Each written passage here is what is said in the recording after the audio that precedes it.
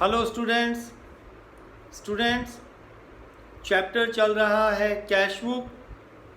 Topic double column cash book. Students, हमने अपने last 2 videos में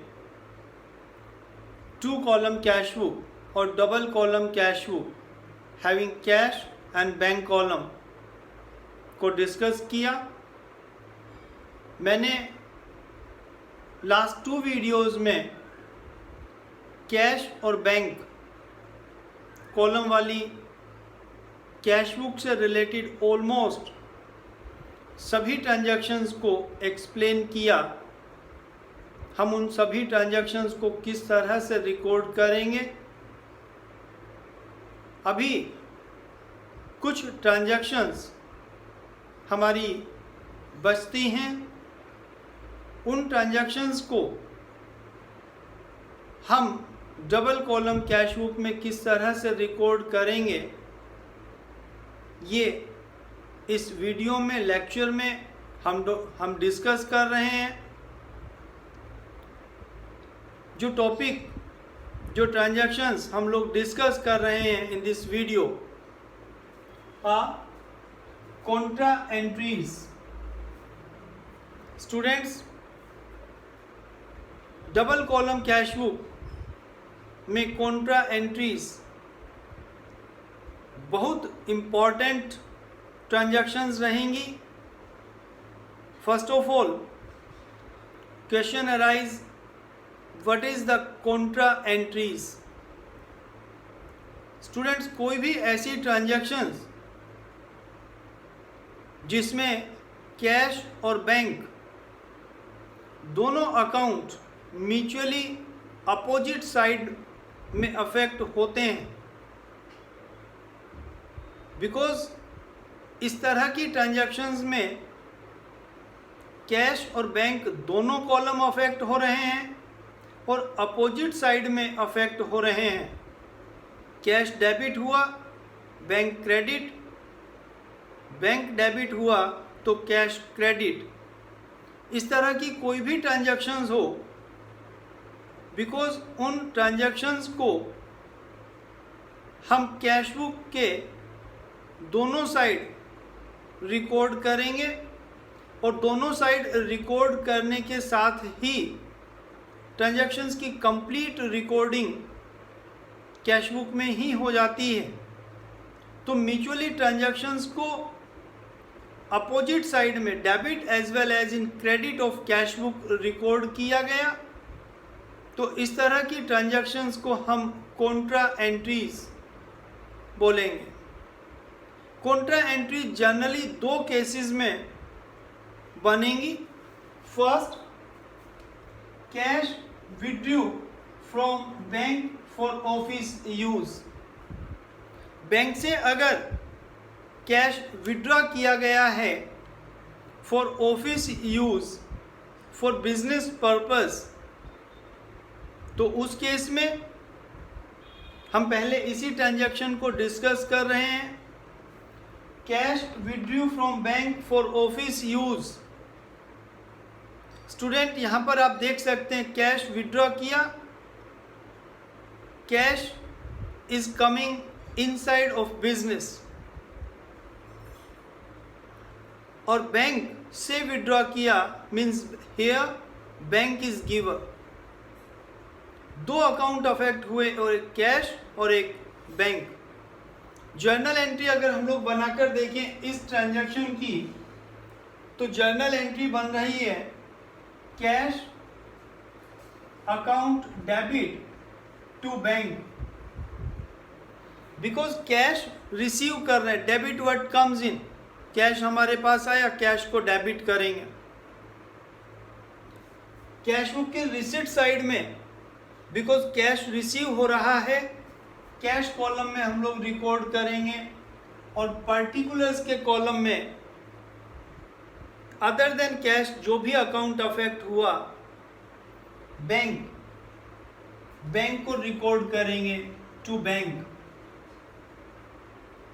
अमाउंट जितना भी रिसीव हुआ, मान लीजिएगा हमने कैश विड्रॉ किया फ्रॉम बैंक ऑफ ₹15,000।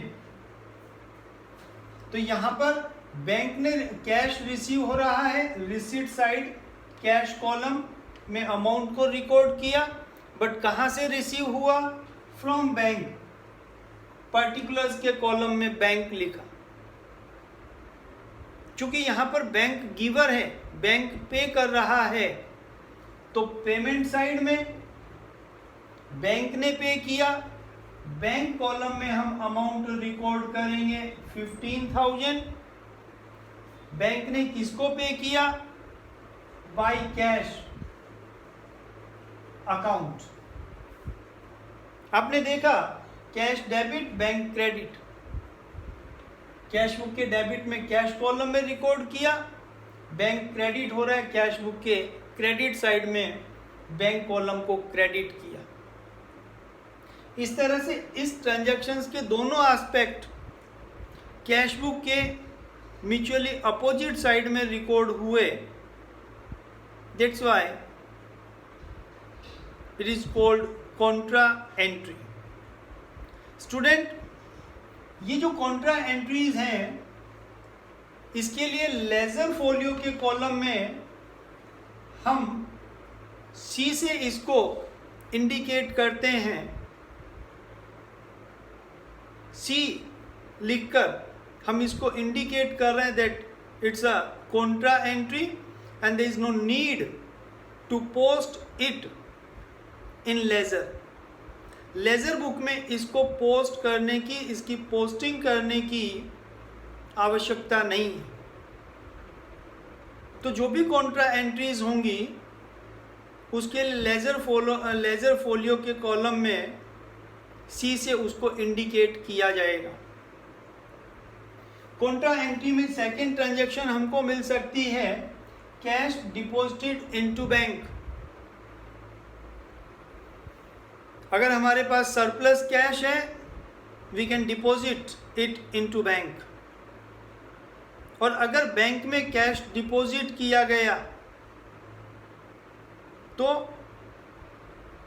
बैंक यहां पर रिसीवर होगा और कैश हमारे पास से जा रहा होगा। जर्नल एंट्री अगर हम लोग बनाएं, cash deposited into bank, bank को हमने डेबिट किया because bank is receiver and debit the receiver, bank को रिसीवर मानते हुए डेबिट किया है। कैश को क्रेडिट करेंगे because credit what goes out, cash business से बाहर जा रहा है, कैश को क्रेडिट किया जाएगा। तो bank account debit to cash, it's a journal entry. और यहाँ पर आप देख सकते हैं कि बैंक बिकॉज रिसीवर है, रिसीट साइड में बैंक कॉलम में हम रिकॉर्ड करेंगे जितना भी हमने डिपॉजिट किया। मान लीजिएगा हमने 6,000 डिपॉजिट किया है, बैंक कॉलम, बैंक ने रिसीव किया, बैंक कॉलम में रिसीट साइड में 6,000। बैंक ने कहां से रिसीव किया? To cash, other than bank जो भी अकाउंट है। और कैश हमारे पास से जा रहा है, कैश हमने पे किया। पेमेंट साइड में कैश कॉलम में रिकॉर्ड करेंगे 6,000 और किसको पे किया? बैंक को, तो बैंक अकाउंट। और because it's a contra entry, हम लेजर फोलियो के कॉलम में सी से इसको इंडिकेट कर रहे होंगे। ओके, तो इस तरह से कॉन्ट्रा एंट्री इन दो केसेस में होंगी। और कॉन्ट्रा एंट्रीज में कैश और बैंक दोनों कॉलम में म्यूचुअली अपोजिट साइड रिकॉर्ड कर रहे होंगे। देन लेजर फोलियो के कॉलम में उसको सी से इंडिकेट करेंगे। स्टूडेंट, यहां पर नोटिस करिएगा, अगर बिजनेस से कोई भी कैश पर्सनल यूज के लिए विड्रॉ किया जाता है तो वो कॉन्ट्रा एंट्री नहीं होगी। ट्रांजैक्शन अगर हम लोग यहीं पर मान लेते हैं cash withdrew from bank for personal use of proprietor और for personal use of owner of business, तो यहां it's a drawings. Journal entry जो बन रही होगी, ट्रांजैक्शन हमने ले लिया यहां पे cash withdrew from bank for personal use, तो इसकी एंट्री जो बनेगी, बिकॉज पर्सनल यूज के लिए बैंक से विड्रॉ किया है, ड्राइंग्स डेबिट होगा, drawings account debit to bank giver है, बैंक को क्रेडिट करेंगे।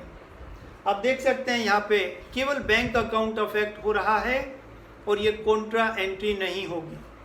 और यहाँ पर बाय ड्राइंग्स बैंक कॉलम में जितना भी अमाउंट मान लीजिएगा 3000 स्टूडेंट। इसी तरह से इस ट्रांजैक्शन में आपको दिया हो सकता है कि हमने कोई भी पर्सनल एक्सपेंस बैंक के थ्रू पे किया है, बिजनेस के बैंक अकाउंट के थ्रू पे किया है, तो सेम ट्रीटमेंट होगा। Like electricity bill of residential house of proprietor paid ₹3000 by cheque, cheque से पे किया, इलेक्ट्रिसिटी बिल है, बट किसका? Residential house of proprietor. अब प्रोप्राइटर का रेजिडेंशियल हाउस है तो ये उसका इलेक्ट्रिसिटी बिल को पे करने की रिस्पॉन्सिबिलिटी बिजनेस की नहीं है, प्रोप्राइटर की पर्सनल रिस्पॉन्सिबिलिटी है। तो इस तरह से उसने अपने पर्सनल एक्सपेंस को पे किया है by drawings bank column, contra entry नहीं होगी। ओके, तो ये हमने कॉन्ट्रा एंट्रीज को डिस्कस किया। इसी में एक ट्रांजैक्शन और भी मिल सकती है, cash withdrew from bank and paid salary. Same time अगर हमने कोई एक्सपेंस पे कर दिया या किसी एक्सपेंस को पे करने के लिए कैश विड्रॉ किया है, तो उस केस में भी कॉन्ट्रा एंट्री मत बनाइए, डायरेक्ट आप लिख सकते हैं बाय सैलरीज। कैश विड्रॉ किया और इमीडिएट हमने उस कैश को एक्सपेंस पे करने के लिए यूज़ कर लिया, तो उससे हमारा कैश बैलेंस इंक्रीज नहीं हुआ है। सेम डे सेम टाइम हमने उसको यूज़ किया टू पे सम एक्सपेंसेस ऑफ बिजनेस, तो उस केस में डायरेक्ट बाय एक्सपेंस, जिसके लिए भी हमने विड्रॉ किया है, bank column. Okay, then next bank charges. Students, bank हमको various types of services provide कराता है। बैंक हमारे मनी को ट्रांसफ़र करता है, हमारे चेक की पेमेंट करता है, हम जो चेक बैंक में डिपॉजिट करा रहे होते हैं उनकी कलेक्शन करता है, और भी बहुत तरह की सर्विसेज बैंक हमें देता है। बैंक अपनी उन सर्विसेज के अगेंस्ट हमसे कुछ रुपये चार्ज कर सकता है फॉर इट्स सर्विसेज, और वो जो चार्जेस है हम उसको बैंक चार्जेस बोलेंगे। बैंक चार्जेस बिकॉज बिजनेस के लिए एक्सपेंस है। जर्नल एंट्री अगर हम लोग देखें, एक्सपेंस को डेबिट करते हैं, bank charges account debit to bank account, because वो जो बैंक चार्जेस है बैंक को हम कैश में पे नहीं कर रहे, बल्कि बैंक हमारे अकाउंट को डेबिट कर देता, हमारे बैंक अकाउंट को डेबिट कर देता है, हमारे बैंक अकाउंट से चार्ज कर लेता है। तो यहाँ बैंक चार्जेस का ऑलवेज एक ही ट्रीटमेंट होगा, पेमेंट साइड में बैंक चार्जेस, एक्सपेंस है, एक्सपेंस का नेम, और वो एक्सपेंस किसने पे किया है? बैंक ने। बैंक कॉलम में आप रिकॉर्ड करेंगे। स्टूडेंट, बैंक चार्जेस में एक और ट्रांजैक्शन हो सकता है, bank charges on dishonour of cheque. हमने डिसऑनर ऑफ चेक की ट्रांजैक्शंस पहले डिस्कस की हुई हैं। हमने यहाँ पे एक ट्रांजैक्शन मानी थी कि महेश से चेक रिसीव किया, cheque received from Mahesh and deposited it into bank on same day. Then बाद में हमने माना कि cheque received from Mahesh become dishonour, cheque dishonour हो गया। देन बाय महेश ब्रैकेट में हमने लिखा हुआ है dishonour of cheque, bank column में 5000 रुपये, जस्ट रिवर्ट कर दिया, अपोजिट कर दिया। स्टूडेंट, यहां पर जब चेक डिसऑनर होता है तो बिकॉज बैंक ने तो अपनी सर्विसेज पे की ही हैं, बैंक ने चेक रिसीव किया,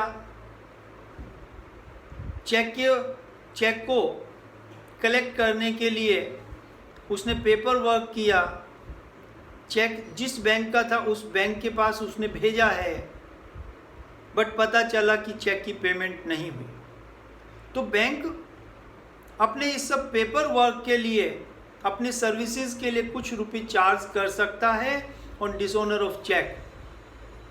अब चेक के डिसऑनर होने पर अगर कुछ रुपये चार्ज किया जा रहा हो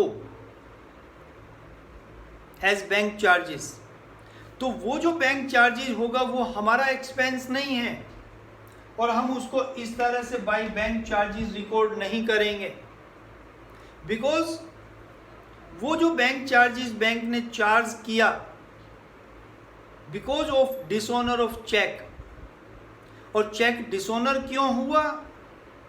because of fault of dry of cheque, drawer of check.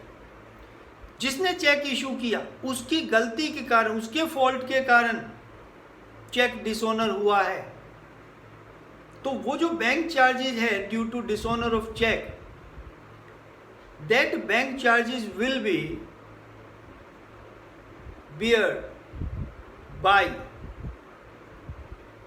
the drawer of check। जिसने चेक ड्रॉ किया है वो बियर करेगा। जैसे इसी ट्रांजैक्शन में अगर हम लोग मान लें कि cheque received from Mahesh get dishonoured and bank charge ₹20 on it, तो यहां पर महेश को हम 5000 से रिकॉर्ड नहीं करेंगे। 5000 तो चेक का अमाउंट है, 20 रुपये बैंक चार्जेस, तो यहां पर 5000 की जगह पे कितना हो जाएगा? 5020।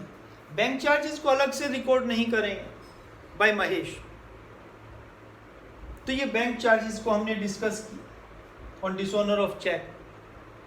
तो स्टूडेंट, इस तरह से ऑलमोस्ट हमने डबल कॉलम कैश बुक से रिलेटेड सभी ट्रांजैक्शंस को डिस्कस किया है।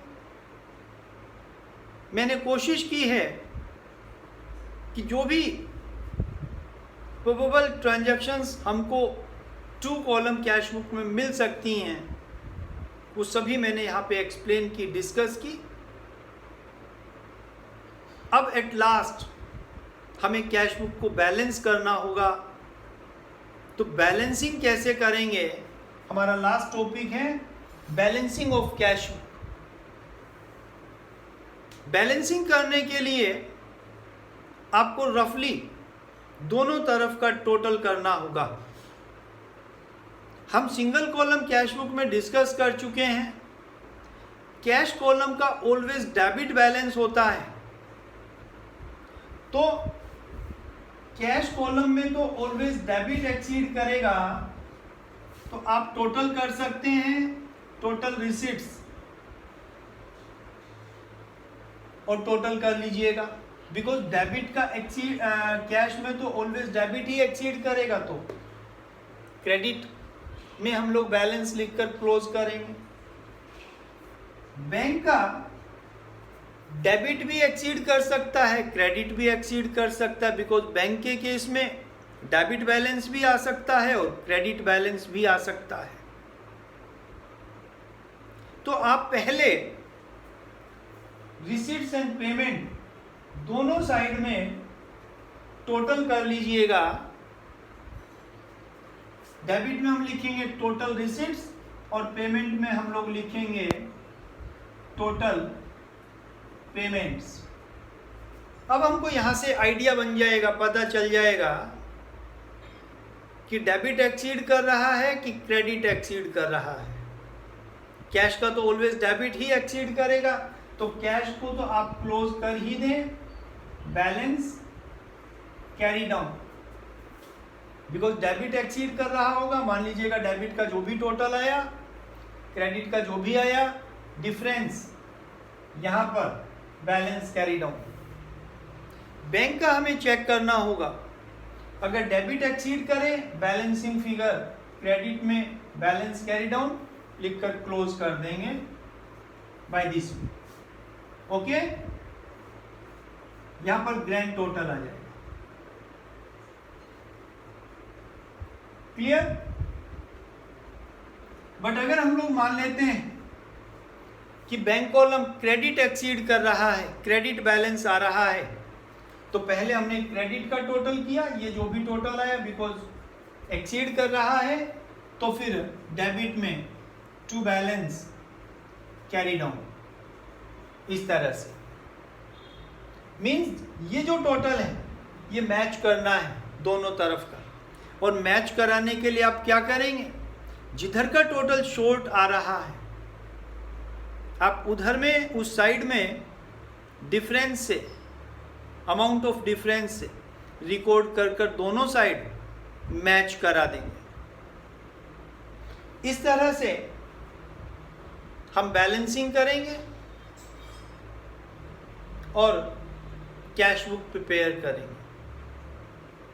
ओके, तो स्टूडेंट आई होप कि आपको double column cash book having cash and bank column ठीक से समझ में आया होगा, और आपके सभी डाउट्स आई होप क्लियर हो गए होंगे। In coming video we will discuss some examples of cash book. Okay, thank you.